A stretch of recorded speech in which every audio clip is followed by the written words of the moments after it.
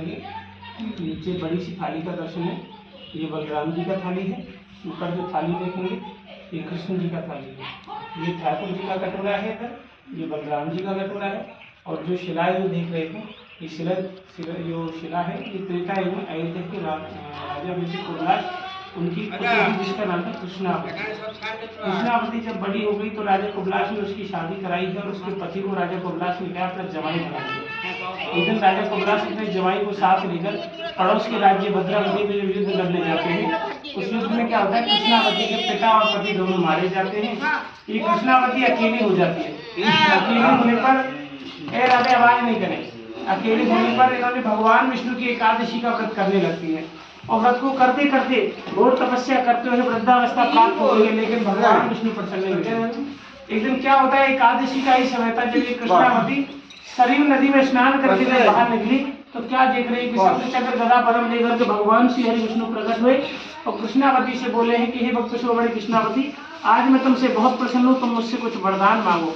तो ये राजा की पुत्री चाहती तो पिता पति किसी को भी जिंदा करवा सकती थी, लेकिन क्या वरदान मांग रही है ठाकुर जी से कि प्रभु अगर आप सच में ही मुझे कुछ देना चाहते हैं तो मुझे एक ऐसी अचल भक्ति दे, जैसे अहिल्या माता पति के श्राप से पत्थर की शिला बनेगी जिसका आपके श्री चरण से उद्धार होगा, मैं भी एक ऐसी जड़ शिला बनूं जिसे कोई हिला ना सके।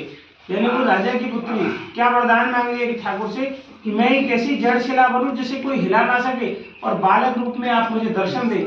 बालक रूप के दर्शन में जब आप बालक रूप में मेरी गोदी में बैठ के भोजन करेंगे तो भोजन करके जो आपके मुखारविंद की झूठन जब मेरे इस पत्थर रूपी शरीर पे गिरेगी, उस झूठन के स्पर्श से ही उसी समय मुझे परम धाम की प्राप्ति होगी।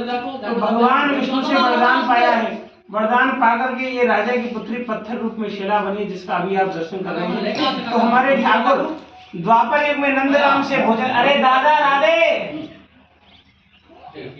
द्वापर युग में ठाकुर नंदगाम से भोजन थाली चलकर आए हैं पैदल पैदल। 5 वर्ष के लाला थे, 17 किलोमीटर हमारे ठाकुर जी चल के आए, क्योंकि नंदगाम से भोजन थाली 17 किलोमीटर पड़ता है। यहाँ आए हैं, ऊपर पहाड़ में गैया छोड़ी है, इस पावन इस राजा की पुत्री जो पत्थर रूप में शिला बनी, इस पर आकर हमारे ठाकुर जी महाराज बैठ गए हैं।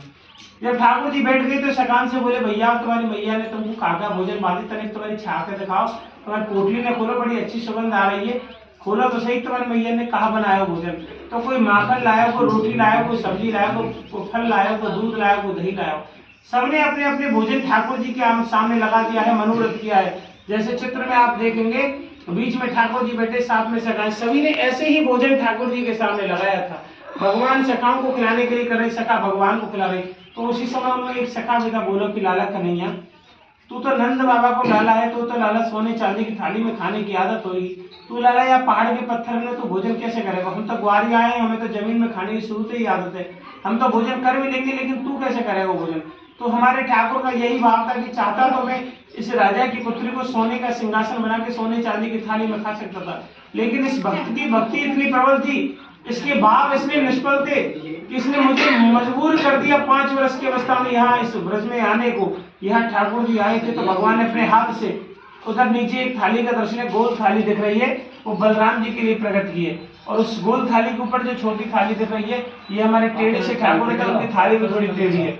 इधर ठाकुर जी का कटोरा है, इधर बलराम जी का कटोरा है। इस प्रकार भगवान ने सखाओं ने भगवान को जब भोजन कराया तो ठाकुर ने जैसे ही जूठन अपनी इस पावन शिला पर गिराई है, उस जूठन के स्पर्श से उसी समय इस राजा की बेटी को परम धाम की प्राप्ति हुई। कहते हैं जो कोई पत्नी अपने पति का नाम लेकर मन में बोल कर नहीं, नाम मन में, पत्नी को कभी अपने पति का नाम बोलना नहीं चाहिए, ना किसी फ्रेंड से ना किसी से भी। अपने पति का मन में नाम लेकर के, या पति अगर साथ है तो पति के हाथ का स्पर्श कराकर जो कोई कृष्णावती मैया की श्रृंगार के में कोई साड़ी उड़ाता है, कोई वस्त्र इनको उड़ाता है, या कोई सुहाग के कोई चिन्ह आभूषण इनके श्री चरणों में अर्पित करता है, हमारी ठाकुरानी हमारी राधा रानी की कृपा से अखंड सौभाग्य की प्राप्ति होती है। या अपने बच्चों के निमित्त भाव से ये सेवा करके कि हमारे ठाकुर को जिसने 5 वर्ष की अवस्था में बुलाया, उन ठाकुर के निमित्त या श्रृंगार की जो कोई भी वैष्णव आकर के, जो भक्त, जो माता पिता, जो पति पत्नी यहाँ इनकी सेवा करते हैं, श्रृंगार करते हैं, ठाकुर जी महाराज की कृपा से अखंड सौभाग्य की प्राप्ति होती है। और भगवान के पात्रों में ये भाव रखकर कि हमारे ठाकुर ने हमको सब कुछ दिया, लेकिन हमारे ठाकुर ने पत्थर पे बैठ के भोजन किया। ठाकुर जी के पात्रों में पात्रों का जो दान करता है, भगवान की कृपा से राधा रानी ठाकुर चारों दिशाओं से उसके घर के भंडार को भरते हैं। जो ठाकुर जी के पात्रों में, क्योंकि अक्षय पात्र है ये, जिसमें भोजन समाप्त नहीं होता, तो यहाँ इन पात्रों में ठाकुर के पात्रों के निमित्त जो सेवा करता है, ठाकुर की कृपा से भगवान चारों दिशाओं से उनके भंडार भरते हैं। लेकिन इस कन्या रूपी शिला पर जो भी सुहागन स्त्रियां या जो भी माता पिता यहाँ अपने बच्चों के लिए, पति पत्नी अपने सुख शांति समृद्धि के लिए जो कृष्णावती मैया का श्रृंगार करते हैं, कोई साड़ी उड़ाते हैं। वैसे बहुत लोग श्रृंगार नहीं ला पाते, लेकिन दीपावली का पर्व आने को है कि हमारे पति पत्नी के नाम से, बच्चों के नाम से, माता पिता के नाम से कृष्णावती मैया को कोई श्रृंगार हो सके, इस भाव से कोई इनको सेवा करता है, कहते हैं ठाकुर जी की कृपा से अखंड सौभाग्य की प्राप्ति होती है।